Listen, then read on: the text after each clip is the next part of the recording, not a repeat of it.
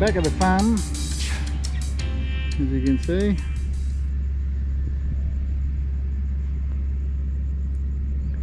A little bit of rain about.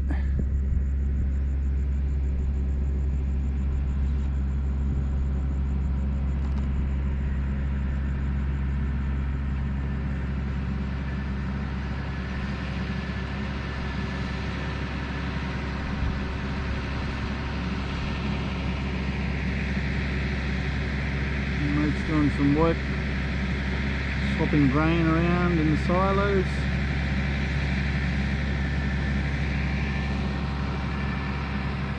And I've got some bits and pieces to hopefully have a look at fixing some of the oil leaks that we have.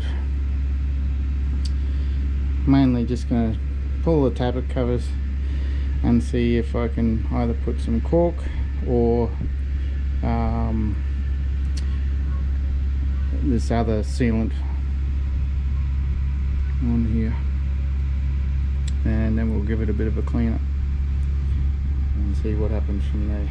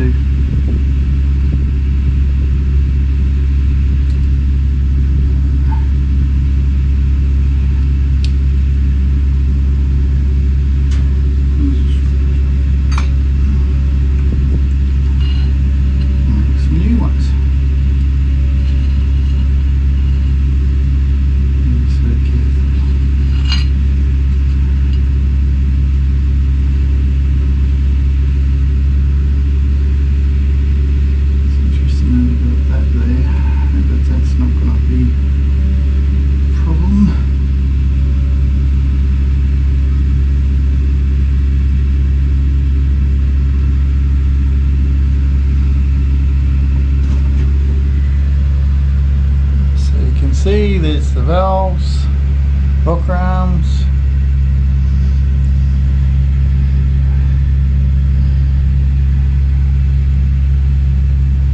Anyway, well, she's a Y2DA. Yeah, cool motor. So we'll get cracking and we'll give her a wipe down and get all of this stuff here off and make another few gaskets.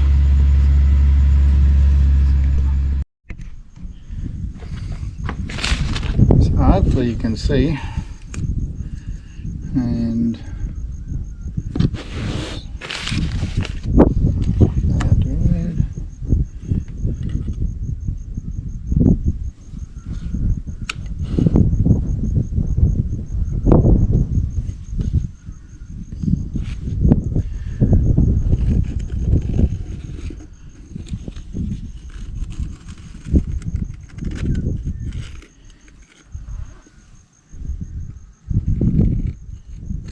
was cutting these straight out, but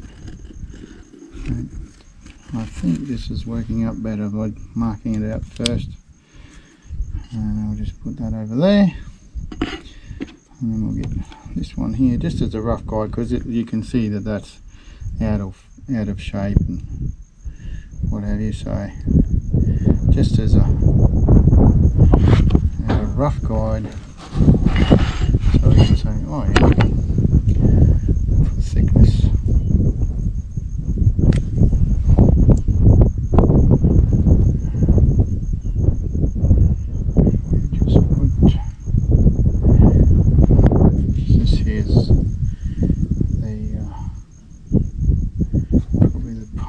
Probably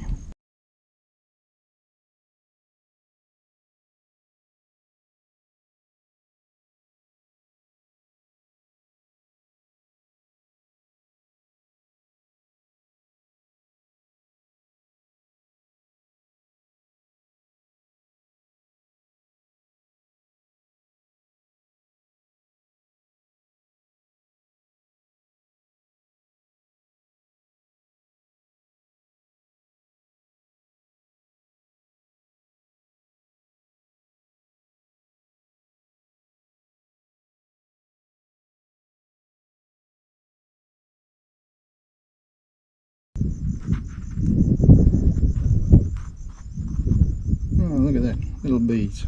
That's a native bee there right in front of me. There's some on there now.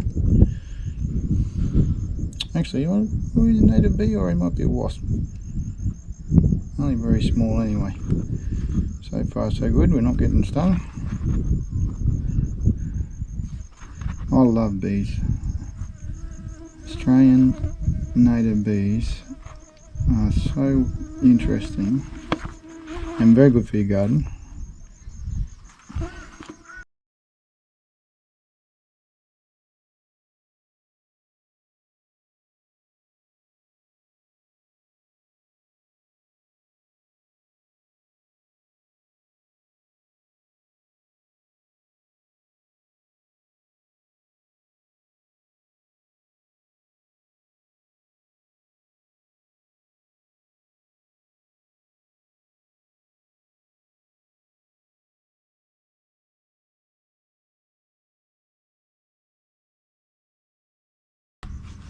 Anyway, that's looking more like a gasket. Might have to trim that one a bit maybe.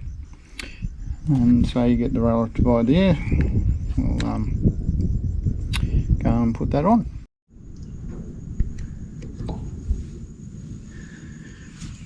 So we've done that one, and now we're on to number 3. And this turned out to be a very simple fix. Well, I think it'll be fixed.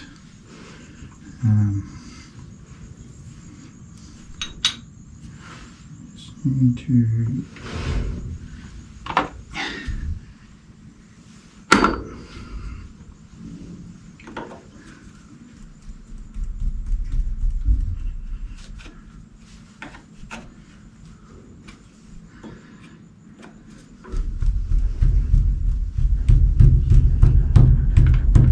that one's stuck down.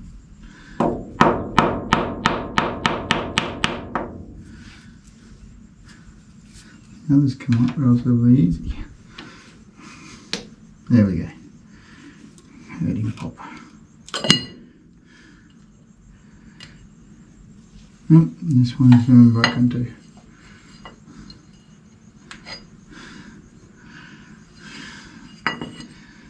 So,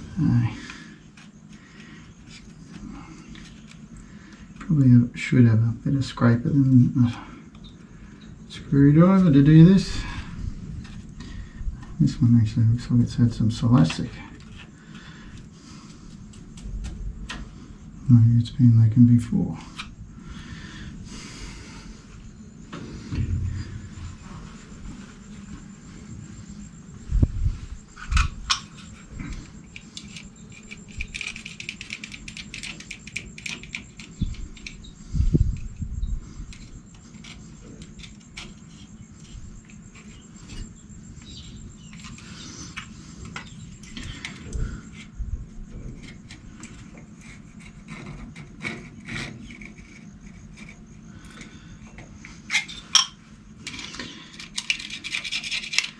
I used to watch my dad do all this sort of stuff when I was a boy, and I really wish that I'd paid more attention. My dad's been gone for about 5 years. 5 years this Sunday, I think it is, Easter Sunday this year, and he never got the opportunity to see this. I'm sure he would have been a little bit amused, and I'm sure I could have conned him to have at least a go. And I'm not overly worried that I'm breaking this here at the moment, because I do have one of the other ones that is intact that I can use as a template.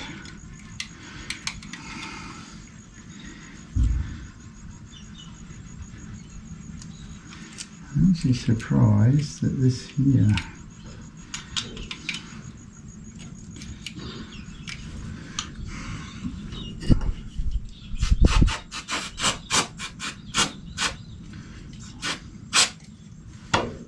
see if that'll free it up with a bit of brake cleaner. So far this has been the worst as far as being dirty and sticking and all that, and I'm sure somebody will correct me about letting muck get in there.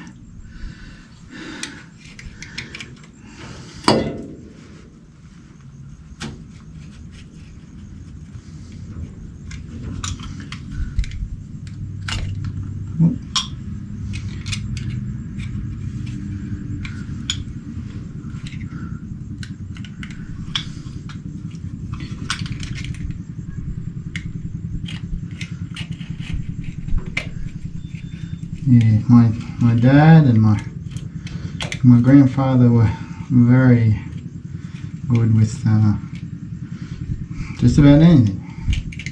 Hands on. They were very much can do, fix it men. Because of course everything costs so much. I remember my dad telling me about interest rates and how when he was starting out with his family, like just finished building a house, which back in 1980 was $25,000 at 17% interest. I think it got up to 18%. You know, we had a Morris miner that always seemed to have something go wrong with it, and my dad had to repair it just so we had a vehicle. And the same with the next car that he got, which was a Cortina. The Morris always seemed to lose gears, exhaust would snap off, brakes were notorious. They only had drum brakes back then, and they were very touch and go, a lot of pumping to get brakes. But that was life, and here we are, 2023, a long way away from 1980, and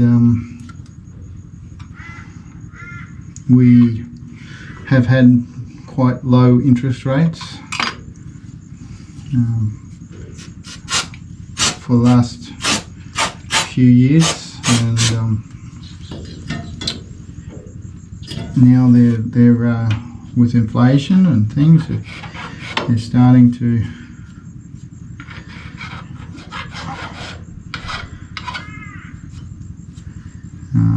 raise them again. And a lot of people of my generation never started out and got something small and worked their way up. They started out big because they had higher wages, and They wanted to have a nice home. Everybody wants to have a nice home. But they tend to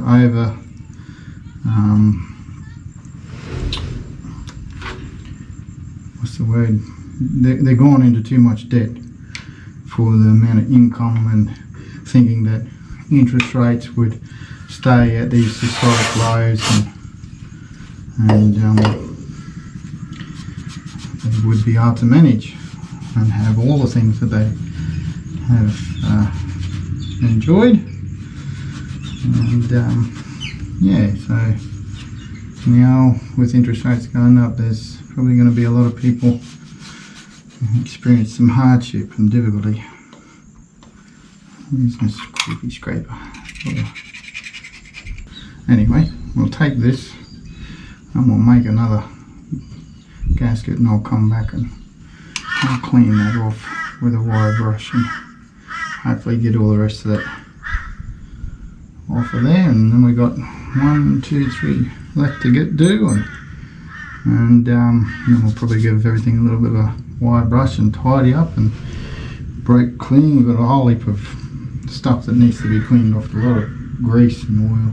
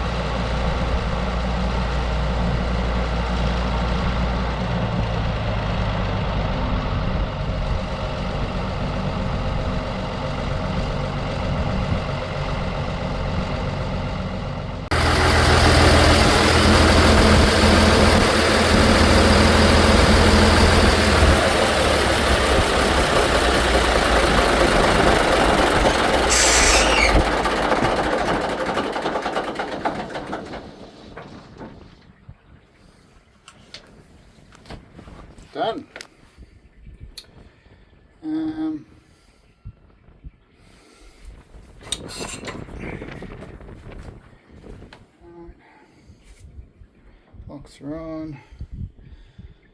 Let's disconnect the battery.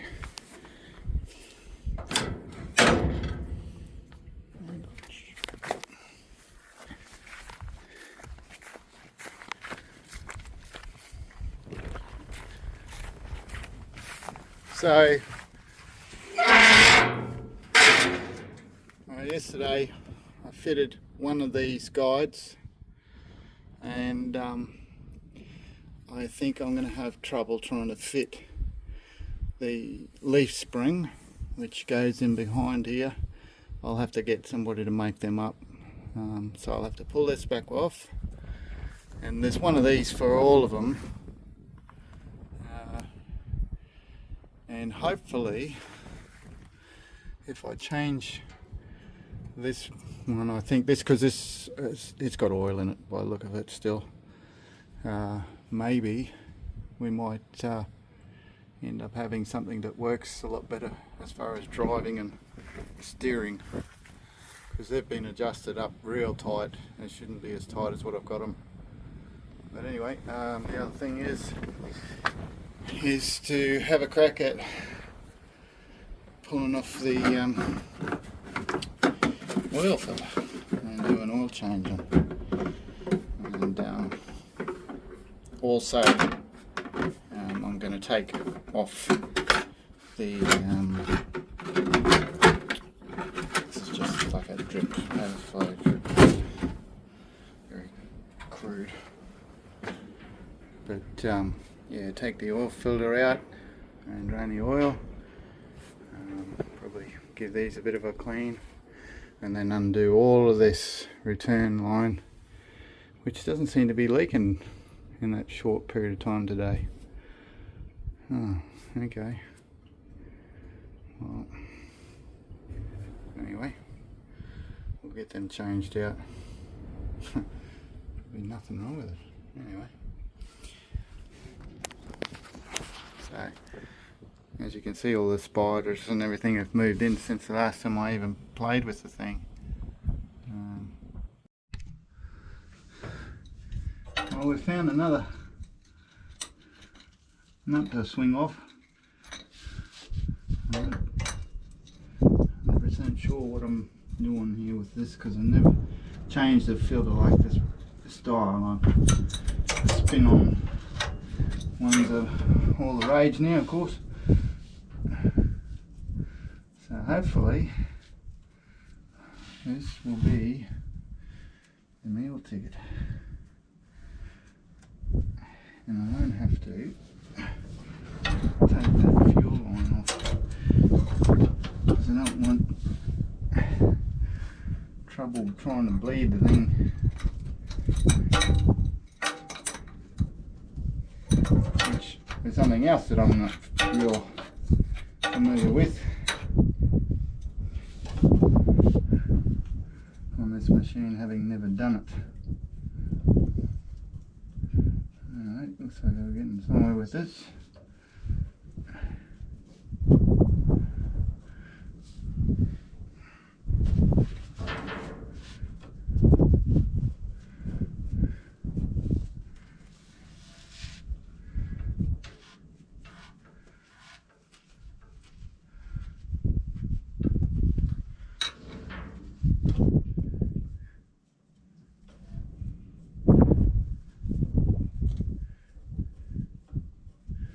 I can see this being a very awkward arrangement to get back on.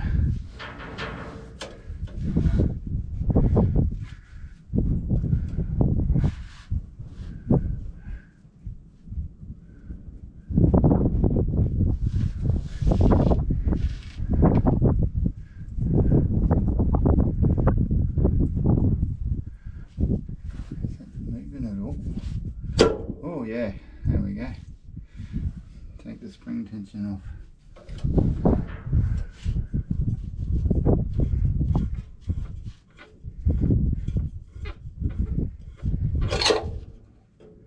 Alright.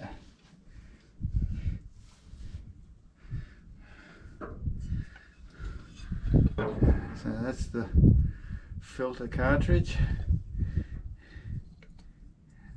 cap on it. That looks like that's come apart.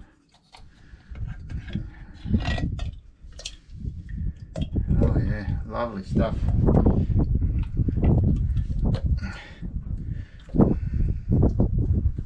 Let's see if we can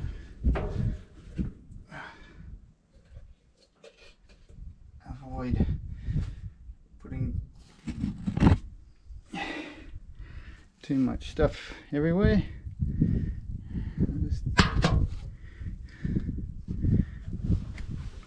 Up down.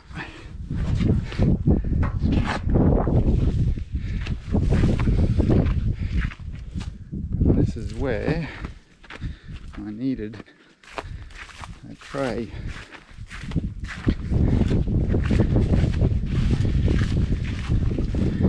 Just leave that there for a minute.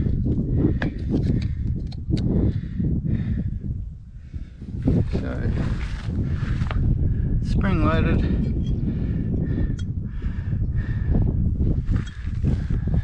To be like a bit of a drain. That's about everything else out.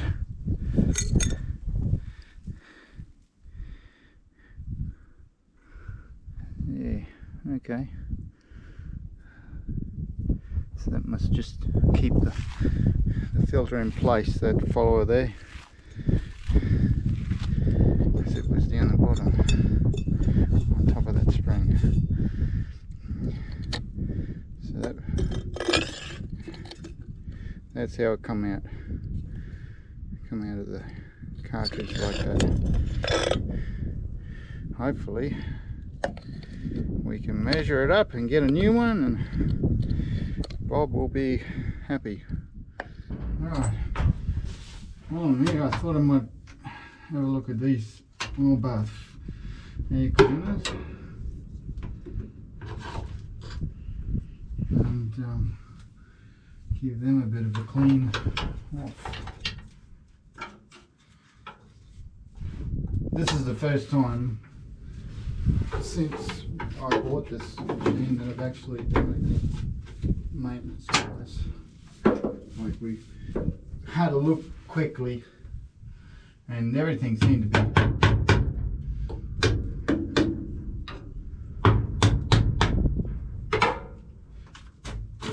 in very good shape. A few floaties in there, spider eggs by the look of it. Anyway, I don't know whether the camera picks that up or not. So there's one. And I'm just going to take the other one off while we're going. Actually, I might go around the other side and do that. Anyway.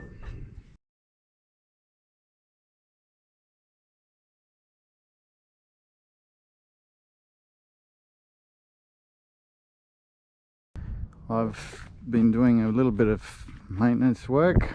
I replaced the old oil filter canister style for a spin on, which I'll show after I've show this other part. This is the transmission case, and it's got some pretty easy levels. You can see there's the fill level. That's as much oil as you need in that whole case to lubricate this big chain, transmission chain. This is the bull gear case, and as you can see, oil has gotten in on these propel and swing drums, especially the front one, and that's because I did a no-no. I overfilled it. I poured oil in, and you can see I've just recently found where the hopefully you can see where the level bung is that was hidden under all the gunk and bits and pieces. This is the first time that I've actually done a proper service check over since I've owned this machine. You know, when we rescued it from the farm, because I was under the impression, sorry for the jerkiness, this was the fill level, and this was the drain, and I couldn't believe that little bit of space was going to lubricate everything.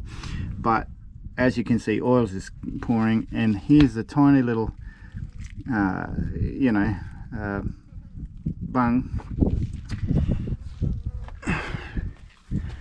and I was filling it in there, thinking, oh, I'll see the oil level eventually, and that's where the propel shaft and your slew gears and all the rest of it are, inside there. And yes, I've learned a very valuable lesson. So hopefully I've got some other spare bands to try. Once I've cleaned everything up, I'll put these on, and we'll see if she continues to slip as bad. And the walking was the biggest problem on this machine. It didn't want to work for me when I was on the other job doing the dam. So I'll just put this little bug there so I don't lose that, otherwise we'd be in all manner of grief. And here is the new oil filter.